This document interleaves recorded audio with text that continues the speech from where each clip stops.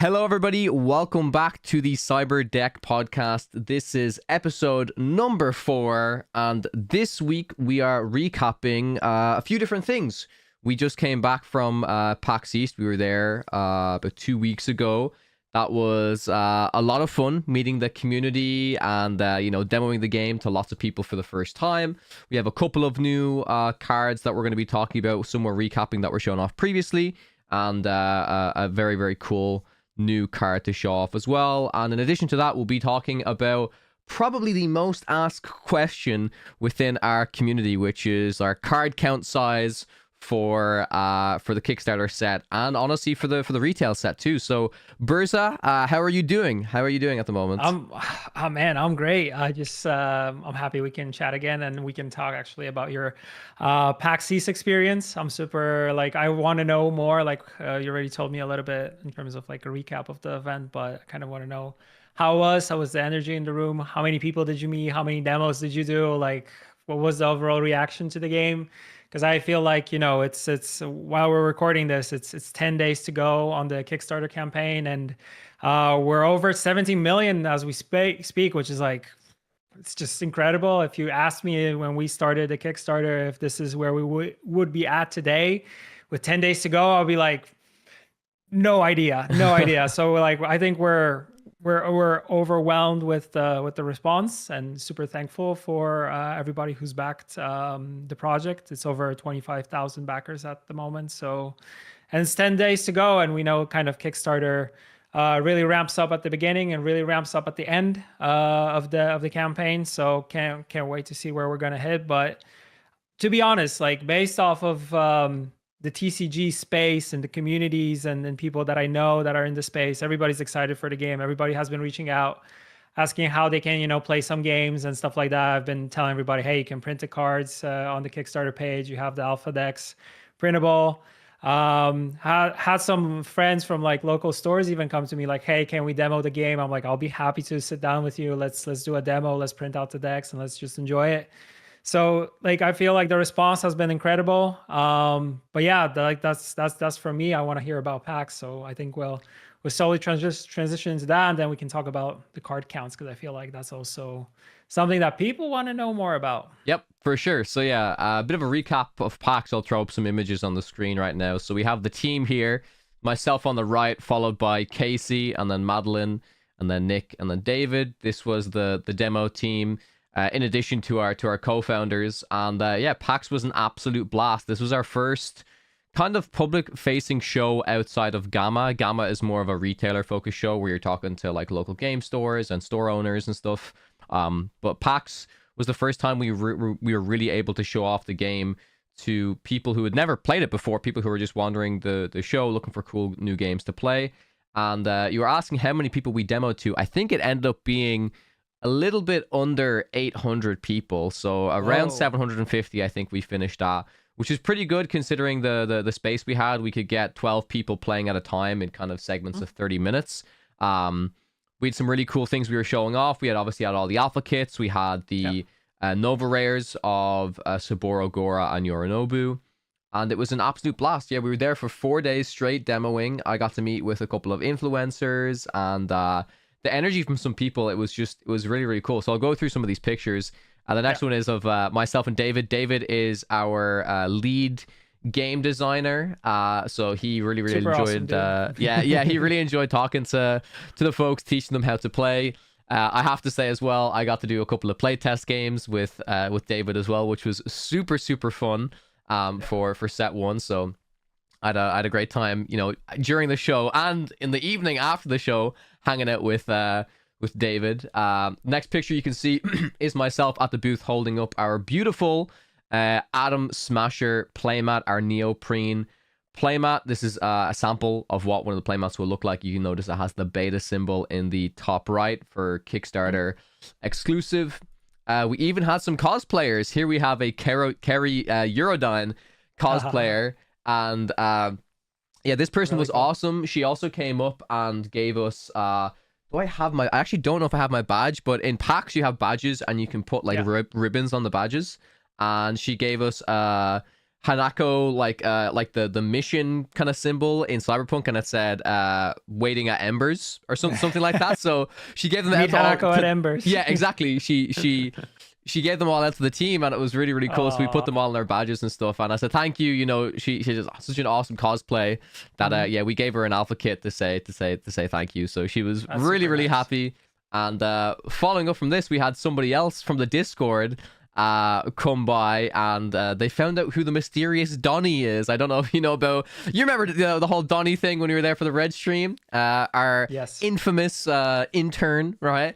So they came up and they were like, "Where's Donnie? Where's Donnie?" So we gave them an alpha kit to say thank you for all the support. They're in our Discord every single day, and we were able to sign their alpha kit for them as well. Yeah, but that's always cool, like having the community come together. And, it was and whenever you go to events, like it's super amazing. And you know what's the best part is, like, whenever you're growing a project, and whenever you're like getting into something for the long haul, like we are with the TCG, you know, it's us pretty much, you know, getting more and more people coming in and kind of being excited about it, like forming a community, forming, you know, like just people getting excited about the same thing in one space is always amazing. So having the possibility to go to events and talk to these people is like, it's always the bread and butter of the whole experience. And for me, always working on card games has been the thing that I enjoy the most.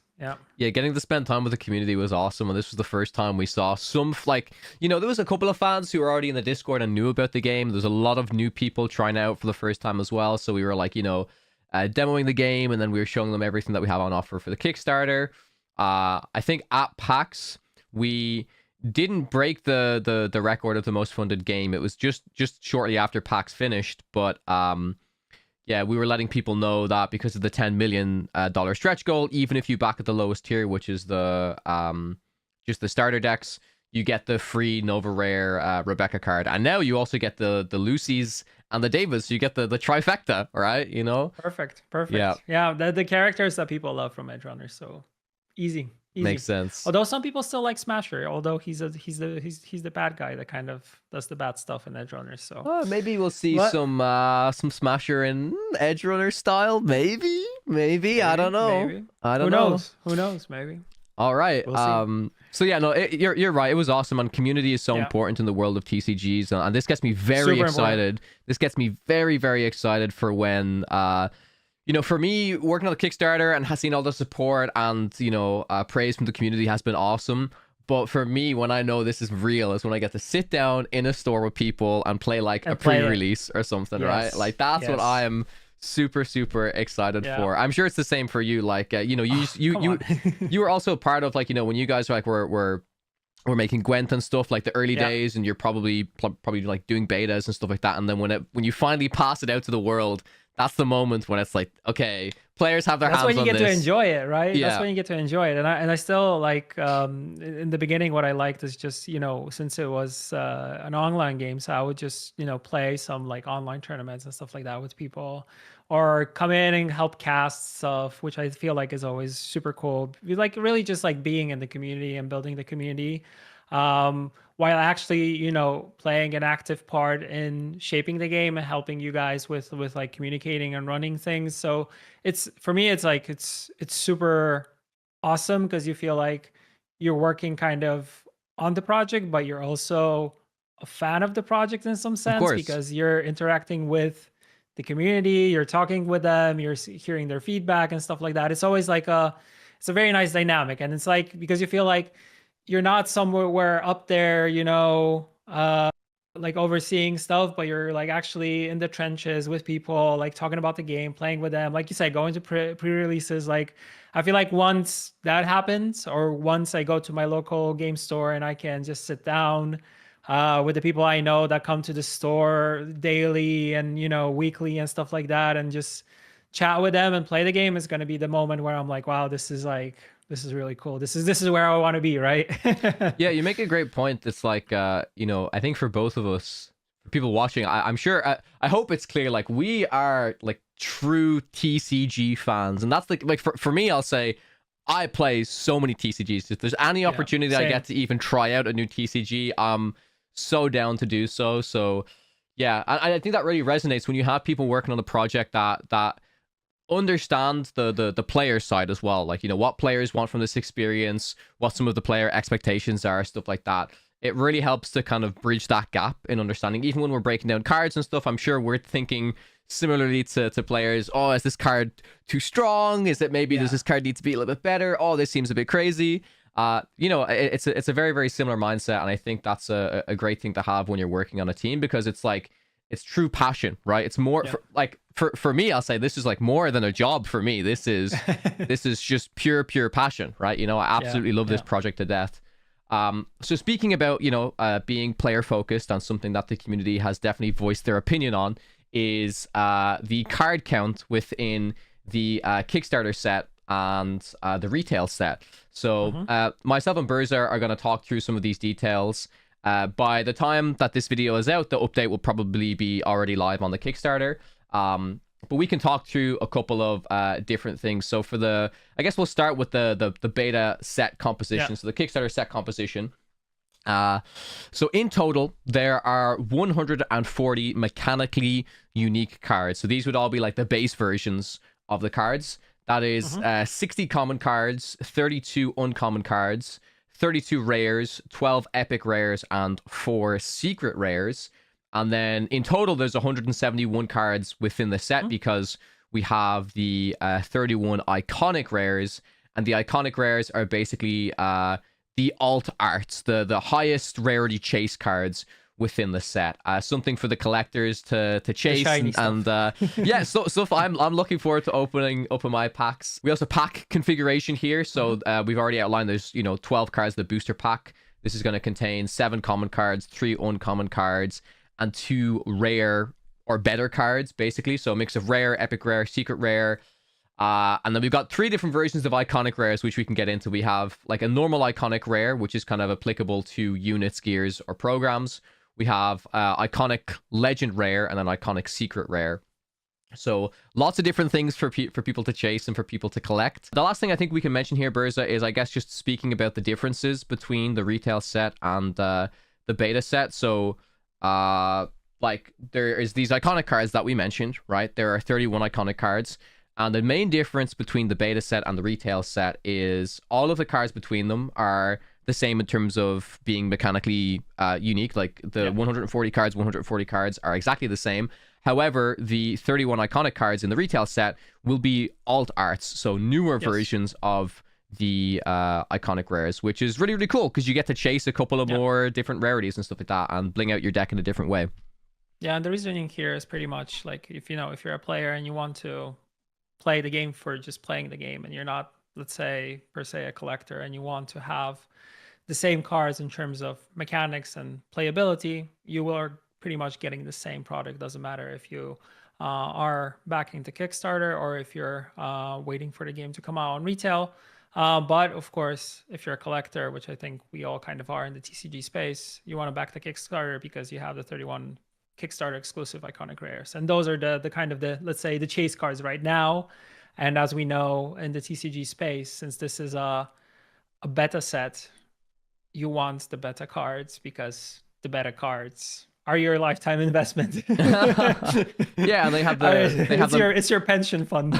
they have the beta symbol marked on them as well. And the other thing to remember about the Kickstarter is there are so many extra goodies we're giving away as well, right? It's like all those exclusive free Nova rares that we talked about for with each goal also, like, players are unlocking more, so it's important, like, you know, if you're backing and you see more people backing the Kickstarter, they're kind of unlocking new kind of goals that are you guys have been communicating. So if you want to know what those are, just check out, you know, Cyberpunk Trading Card Game on any of your socials that you enjoy, and kind of from that point on, it's just going to be crazy for collectors. Like, there's going to be a lot of cool stuff to get their hands on. So super excited about that. Yep, indeed. All right. Do you want to get into talking about some of these new cards? Because I sure do. Yeah, for sure. We need to get into these. We have 2 cards to highlight this time. Yep. One you have seen on socials, one you will see on socials very, very soon. But we're kind of, if you're tuning into Cyberdeck Podcast, this is going to be a premiere for you. Mm-hmm. But we'll start with the one that you already saw. We have El Soberon. I always mix that one up. La Veganza Lenta. Attack while fighting a rival unit. Double this unit's power. Is a 4 with a 4+ unit because the power can double once it's in combat. And I saw someone from our community, from our Gwen community, say this is one of their favorite arts. So that Cool. person is watching. Shout out to you. You know who you are. So it's a red unit, 4/4 for RAM. Yeah, I think I covered it all. Yep. That's and 4 RAM is important here as well, because this is a pretty strong card. If you stack a little bit of gear on this card, then each swing is going to be super big. Now there is the restriction on this card that says it's only while fighting a rival unit that the unit's power gets to double. But that is the reason why you play this card. You'll most likely want to play this card in order to take out one of your opponent's kind of big things. And if you stack I don't know, even just give this +2/+1, this is going to hit for 10, 12. Yeah. This is going to be an absolute powerhouse to at least swing into one of your opponent's big things. But then there is the little bit of a downside that once it's spent, it will go back down to its 4 power. So it might be able to be taken out by the opponent again. So balanced pretty well, in my opinion, right? Good on the offensive, maybe a little bit weaker on the defensive. Yeah, I like that there's a lot of cards that have effect happening while on attack or while something is going on, and then that value kind of goes down. So it gives the opponent the ability to react to that and kind of, like you said, use some type of, I don't know, removal, some type of bounce that is maybe restricted to a card's power or cost in this case. So it's giving you some wiggle room to kind of interact with it, because if this game is in the middle of action and things are happening, well, pretty much you know how to react in this case. So Yep, for sure. All right, the exclusive, the premiere on the Cyberdeck podcast, we have Caliber. This is a 5-cost yellow unit. It has 6 power. It has 4 RAM, and it says defeated, a rival discards 1. If the card's cost is equal to the value of a friendly gig, that rival discards 1 more. So this honestly just seems like a very, very, very solid card. You can use this in the offensive to just keep trying to take your opponent's gigs. If they this card seems very, very good. The reason why I feel like that's the case is you don't necessarily have to use this to take out your opponent's stuff. I mean, you can, and even if you if you do a trade, so a 6 against a 6, then they might even potentially discard 2 cards. But if you just keep using this to attack your opponent directly and steal more gigs, eventually your opponent might have to deal with this card. And when they do deal with this card, they could get really punished with, potentially 2 full cards from their hands being discarded here. But yeah, I think it's pretty interesting. I also like that it's if the card's cost is equal to the value of a friendly gig, that rival discards 1 more. So you actually will, in a way, force your opponent to maybe discard a different card. So if they maybe discard a better card than the one they wanted to, they could have a really cheap card or something, but then they don't want to get rid of that, so they don't have to discard 2 cards. So you force your opponent to make a decision when choosing which cards they have to get rid of.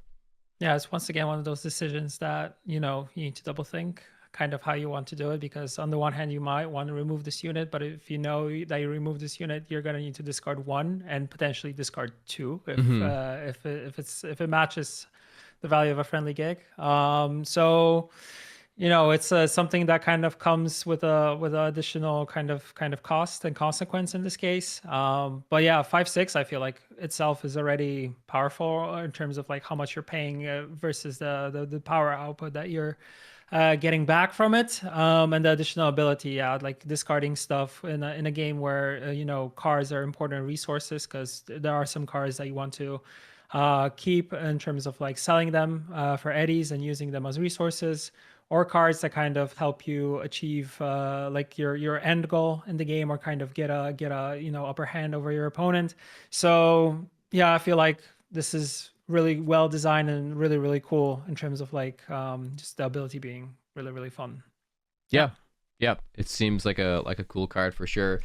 But yeah, I mean, I know everybody's asking for more card reveals and stuff, and I will say we will be continuing to roll them out over time. You know, one thing is that like one stance we've kind of spoken about is we don't want to reveal too many cards too early, because if we do and then everybody, you know, tests with them, it's like, you know, months and months and months before the game comes out. So we want to tease the cards out. We want people to enjoy the reveal season and to get excited to play the game when it eventually does release. We have to pace ourselves. We here, do. So we don't show everything at once, because, you know, we might run into like a problem that everybody just knows and has solved the game before everything. Maybe not. Let's kind of, you know, go slow and actually dive deep into the cards, especially that this is the first set. So you need to be kind of like factoring a lot of things into it, but also like gives us the possibility to talk about the cards a little bit more and compare them to the things that have been kind of already shown Indeed. In the space. And also bear in mind that, you know, some of the stuff that is in the alpha kit experience might be different in terms of like when these cards actually come out in their, let's say, final form. So yeah, there's a lot of like cool things happening on the design side and in the design space. Hopefully we can get one of the designers in one of the episodes in the future to kind of dive deeper into like how they're thinking when designing the abilities for the cards and kind of the powers and the cost and stuff like that. But overall, yeah, like we're seeing more and more as we do more reveals that the abilities are becoming more and more interesting and kind of more detailed and more deep. And like you mentioned, giving players on both sides the ability to kind of do these small decisions in between of kind of like what you want to do, like we had in the last card, Caliber. Like if you want to like remove this because once it's defeated, you'll be losing resources from your hand and stuff like that. Or maybe just set up a blocker and block this and let this unit stay on while you create another unit which is bigger and kind of gets you ahead of the game. So there's so many things that, you know, potentially can happen. But yeah, it looks super interesting right now. There's other ways you can get around it as well. Yeah, so blocker is actually a great one where like you at least just block the attack, you don't defeat the unit, so it doesn't trigger the ability. But a big thing that we've seen already as well, the Placide card that we saw is bottom decking. So if you bottom deck Caliber, then the defeated ability won't trigger. So that's potentially a cool way to get around the you know, some of these powerful defeated abilities. I'm excited to see some cool honestly, like as we get closer to release and stuff, I'm excited to see what some like legend combinations will be. And the cool thing is like some people will build them to, okay, I want like an all go solo deck, or I want to play like, you know, my specific crew. So I mean, I don't know, if you want to play Adam Smasher, Jackie and V, then sure, you can do that, right? If you want to do Smash, like you could do like Smasher, Yorinobu and Saburo, right? Because that's kind of a bit more thematic as well. But then you could go Arasaka boys. Yeah, you could go crazy off the walls, and you could do like I don't know, like Kerry, Dum Dum and V or something, right? Like you can just go absolutely nuts. So, but I'm sure people will try to build like, you know, the Maelstrom legends, like the doll legends, like, you know, of course. Be very I mean, you gotta keep it on flavor, you know. Yeah. But I know the design team is also taking that into kind of into factor when they're working on the cards and the legends themselves, that they kind of like need to have a possibility to interact with one another and also kind of play into the flavor of the game. And that kind of has been seen also throughout the design of the cards, that they are being designed in a way that they kind of resemble these characters from the game and also from the anime, if we're talking about Edge Runners and stuff like that. So yeah, I feel like there's going to be a lot of cool possibilities, and I think players will be coming out with the kind of weird combinations when it comes to kind of how they play their legends and stuff like that. Yeah, I'm excited.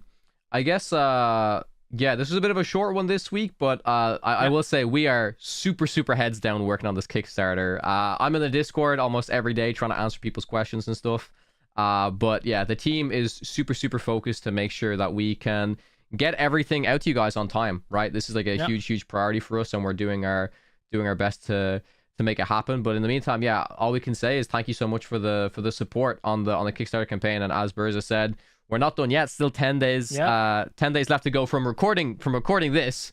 I'm excited to see where we'll finish. It's going to be kind of crazy. Burza, do you want to talk about, I don't know how much we can talk about it, but we will be at an upcoming event together soon, which will be Anime Expo, correct? I think we've already announced Anime Expo. I won't be there, but you'll be there. Oh, you won't be there. Damn. I won't be there. there. No.